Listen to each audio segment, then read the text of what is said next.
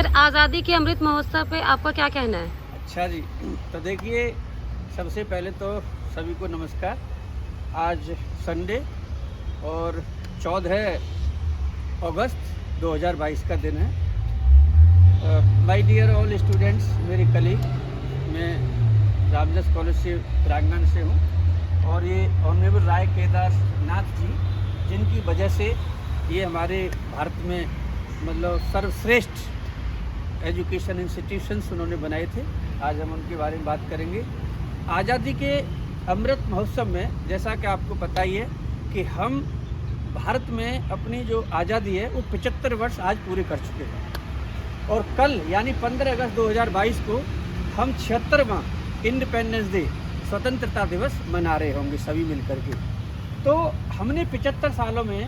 कितनी उन्नति की है ये सबको मतलब बताने की आवश्यकता है। और ऐसा नहीं है कि हमने कोई उन्नति नहीं की, हमारे देश ने बहुत सेक्टरों में उन्नति की है। आप ले सकते हैं उदाहरण के तौर पर श्रीमती इंदिरा गांधी जी ने 1969 में 14 बैंकों का राष्ट्रीयकरण किया, फिर 1980 में 6 बैंकों का और राष्ट्रीयकरण किया। इस तरह से जो भारत के संविधान का आर्टिकल 38 है उसको उन्होंने पूरी तरह से लागू करने की बहुत एक प्रधानमंत्री के तौर पर उन्होंने पूरी ईमानदारी के साथ ये सारे काम किए। दूसरा, हमारे भारत के संविधान में सभी लोगों को आर्टिकल 19, आर्टिकल 20 और article 21, preamble of constitution of India, fundamental duty article 51A of the constitution of India, ये सबको पढ़ने की आवश्यकता है। इस संदर्भ में ये कहना चाहूँगा कि हम जिस कॉलेज में हैं आज, जैसे हम रामजस कॉलेज में हैं, तो आज में सभी की बात होते, हालांकि जो फ्रीडम फाइटर थे उन्होंने फ्रीडम फाइटर ने अपने अपने तरह से पूरे देश को आज़ाद कराया और 15 अगस्त 1947 को जो ब्रिटिश का रूल था हमें केवल उससे आज़ादी मिली। और उसके आज़ादी के बाद जैसे आपको पता है आज की डेट में सरकार का जो पूरा का पूरा कैंपेन चल रहा है, अवेयरनेस कैंपेन चल रहा है और आप कह सकते हैं घर घर तिरंगा, हर घर तिरंगा। तो आपको समझना पड़ेगा कि आखिरकार इसमें ऐसी कौन सी चीज़ है जो भारत को गौरवपूर्ण और आपको इतना देश प्रेम के लिए ओत प्रेत करने वाली सरकार की ये मुहिम किस तरह से आपके सामने है। देखिए, जो हमारा झंडा जी है उसमें 3 रंग हैं, जैसे केसरिया रंग है, जैसे सफ़ेद रंग है, जैसे हरा रंग है। तो जब हमारे भारत में संविधान सभा बैठी थी 1900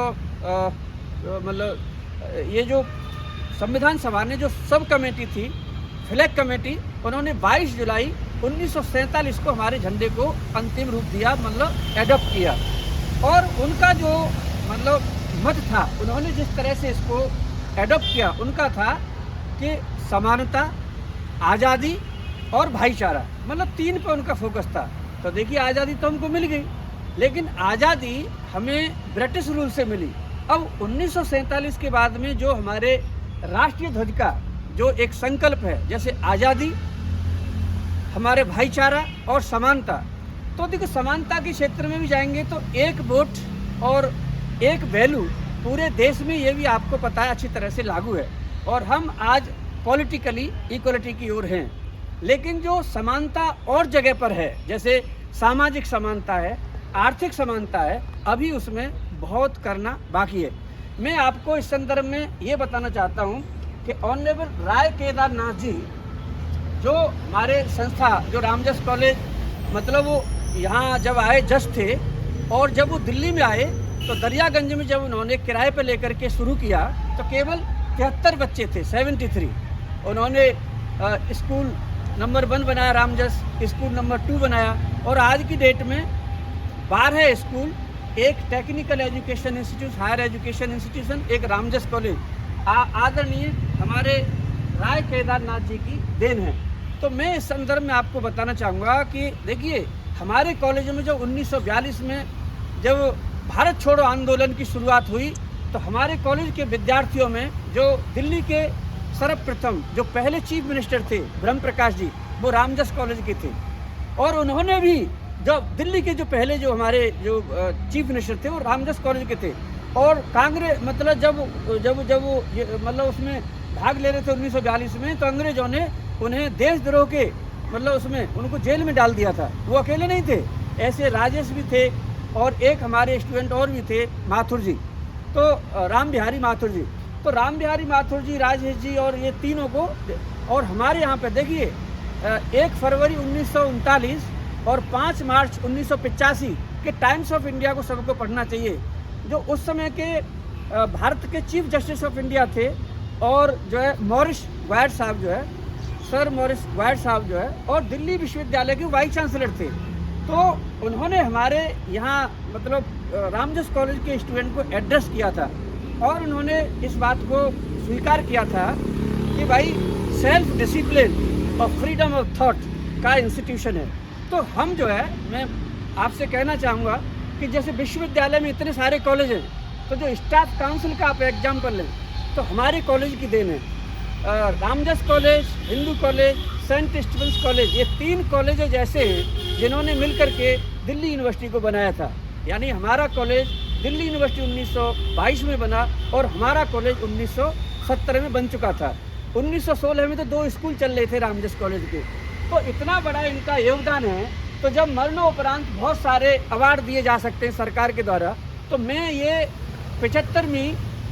जो आज हम 75 साल की हो गए आज़ादी को, और अमृत महोत्सव में हम सब मना रहे हैं, तो मेरी एक सरकार से, दिल्ली विश्वविद्यालय से, अपने कॉलेज के सभी से प्रार्थना है कि हमारे भी ऑनरेबल केदारनाथ जी को किसी न किसी मतलब जो अवार्ड मिलते हैं, जैसे मरणोपरांत अवार्ड बहुत दिए जाते हैं, तो उनको भी किसी अवार्ड से सम्मानित किया जाना बेहद ज़रूरी है। इस बात को मैं ही नहीं कह रहा, आदरणीय देवेश गुप्ता जी जो हमारे गवर्निंग बॉडी के चेयरमैन हैं, उन्होंने भी 30 जुलाई 2022 को जब हमारा प्राइज डिस्ट्रीब्यूशन कार्यक्रम था, तो इस बात पर उन्होंने भी जोर दिया कि हाँ, रिकॉग्निशन के क्षेत्र में इतना विशाल काम करने वाले भारत में 75 साल से लगातार हमारे भी इंस्टीट्यूशंस, हमारे तो 1 से 5 साल से भी ज़्यादा से काम कर रहे हैं, जो उनमें राय केदारनाथ जी की बहुत बड़ी भूमिका है। और इतना ही नहीं, वो 100% अपने टाइम को बच्चों को दिया करते थे, उनके साथ खाना खाते थे। आज के समय में कुछ कमियां भी हैं, कुछ टीचरों की वजह से हमें मतलब देखना पड़ता है 50-50, 60-60, 1-1 करोड़ रुपया, लाख करोड़ रुपया जो किताब बेच के, पेपर मतलब छाप करके मतलब कमा रहे हैं, और संस्था के प्रति उनकी इतनी जिम्मेदारी नहीं है कि 5 घंटे कम से कम दें। वहाँ पर भी क्या होता है, जो वर्कलोड है पूरा 14 घंटे का, और उनका वो 2-3 दिन में ही, 4 दिन में ही 4-4, 3-3 घंटे लेकर के उनको पूरा करना चाहते हैं। तो हमें शर्मिंदगी महसूस होती है। मैं ये भी कहूँगा कि हमें संकल्प लेना चाहिए, हमारे कॉलेज एडमिनिस्ट्रेशन को, हमारी गवर्निंग बॉडी को, हमारे दिल्ली विश्वविद्यालय को ये सुनिश्चित किया जाए कि हम शिक्षक, शिक्षिकाएँ, टीचर्स महोदय का टाइम कब वो आ रहे हैं, कब वो जा रहे हैं, इसका कुछ विधिवत रिकॉर्ड होना चाहिए। क्योंकि जिनके खून पसीनों से ये इतने बड़े विशाल इंस्टीट्यूशंस भारत में, पहले क्या एक आगरा में था कॉलेज, एक मेरठ में था, एक लाहौर में था, लेकिन गरीब लड़कियों के लिए जो सोचने वाले उस समय पर थे, राय केदारनाथ जी थे, जिन्होंने कि सबके लिए, और 73 मतलब स्टूडेंट से शुरू होने वाला, आज की डेट में पता है आपको, 1985 का एग्जाम्पल लें तो केवल 50 लड़कियां हमारे कॉलेज में थी, लेकिन आज की डेट में लगभग 3,500 गर्ल्स स्टूडेंट हैं, और 6,500 के लगभग हमारे कॉलेज में पूरे स्टूडेंट्स हैं। हमारे कॉलेज की एकेडमिक काउंसिल, जो academic standard committee Ramjas college की, जिसका कि कन्वीनर आज मैं खुद हूँ, मैं इस बात को डिमांड करता हूँ कि हमें राय केदारनाथ जी के लिए एक रिकॉग्निशन भारत सरकार इनको दे, और दूसरा हम सब शिक्षकों के लिए कुछ ऐसा बने कि उनके आने जाने का टाइम रिकॉर्ड हो। और एजुकेशन के क्षेत्र में जो ऑनरेबल वाइस चांसलर साहब ने भी इंगित किया था 25 जुलाई 2022 के टाइम्स ऑफ इंडिया को, कि भाई हेल्थ और वेल्थ पे बहुत कुछ प्रोग्रेस हुई है देश में। मैं कहता हूं कि एजुकेशन के सेक्टर में भी नेटवर्किंग बहुत है भारत के अंदर, लेकिन क्वालिटी एजुकेशन वाली बात ये समझना हमें चाहिए कि विश्व के स्तर पर दिल्ली विश्वविद्यालय क्यों टॉप 50 में 50 में नहीं है। तो इसकी ओर हमें एजुकेशन पर बहुत ध्यान देना होगा। जो NEP है 2020, मुझे लग रहा है कि इसके माध्यम से हमारी जो एक शिक्षा व्यवस्था जो हम कहलाते थे विश्व गुरु, मुझे लगता है कि हम उसी विश्व गुरु की तरफ जो है लौटेंगे। और इन्हीं 75 सालों में जो हमने पाया है, हमें अपने स्टूडेंट्स को, जिनकी जो फ्रीडम फाइटर थे, डॉक्टर BR अम्बेडकर साहब रामजस कॉलेज की गवर्निंग बॉडी से जुड़े रहे, हमारे दिल्ली के पहले CM हमारे रामजस कॉलेज से थे, स्वरूप सिंह वाइस चांसलर साहब 1971 से लेकर के 1974 तक जो वाइस चांसलर थे, उन्होंने MA इंग्लिश हमारे रामजस कॉलेज से किया है। हमारे रामजस कॉलेज का इतना बड़ा इतिहास है, रामजस कॉलेज इंस्टीट्यूशन का इतना बड़ा इतिहास है, तो मैं चाहता हूं कि ऑनरेबल राय केदारनाथ जी को उसी सम्मान के साथ भारत सरकार को कोई अवार्ड ऐसा देना चाहिए जिससे कि हम भी ये गौरवान्वित महसूस कर सकें कि जिस तरह जो अमृत महोत्सव मनाया जा रहा है 75वें साल की, हम भारत सरकार की घर घर तिरंगा और हर घर तिरंगा का है, तो मेरा संकल्प ये भी होगा कि अगली बार हम हर घर, जिनके पास घर नहीं है उनको घर देने का मुहिम चलाएं, और जिनके पास रोजगार नहीं है, शिक्षा नहीं है, तो शिक्षा रोजगार पर हमारा अगला मिशन होना चाहिए। भारत सरकार से सभी मेरे मित्र देशवासियों से मेरी प्रार्थना है कि वो कम से कम जब झंडा जब फहरा रहे हैं या जो फ्लैग होस्टिंग वो कर रहे हैं, उनको जो दी फ्लैग कोड 2000 जो हमारे 2002 के कोड्स हैं उनको अच्छी तरह से पढ़ लेना चाहिए, वो वायलेशन ना करें। और साथ ही 1950 में जो गाइडलाइंस जो एक्ट बना था संविधान जो है झंडा से संबंधित कि आप अपमानित नहीं कर सकते, इसकी गौरव के प्रतीक हैं, तो इनको बहुत बड़ा सम्मान देने की आवश्यकता है। तो आप लोग जब झंडा फ्लैग होस्टिंग करें तो फ्लैग होस्टिंग करने के बाद में झंडा जी को मतलब कहीं पर भी किसी भी तरह से क्षति ना होने दें और उसको अगली मतलब उसके अपने घर में सही सलामत उनको रखें। तो मेरा इन्हीं शब्दों के साथ में मैं भारतवासियों को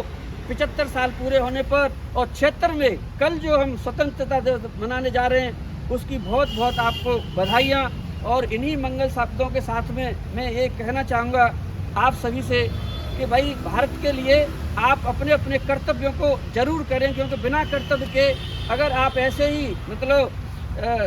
मैं ये कहना चाहता हूँ अगर ऐसी सैलरी लेते रहे और आपने अपने काम को अगर नहीं किया तो एक दिन वो दूर नहीं है कि फिर हमारे बच्चों के लिए दिक्कतें पैदा होंगी। तो मेरे हिसाब से सभी को चाहिए जो राष्ट्रीय झंडे का प्रदर्शन,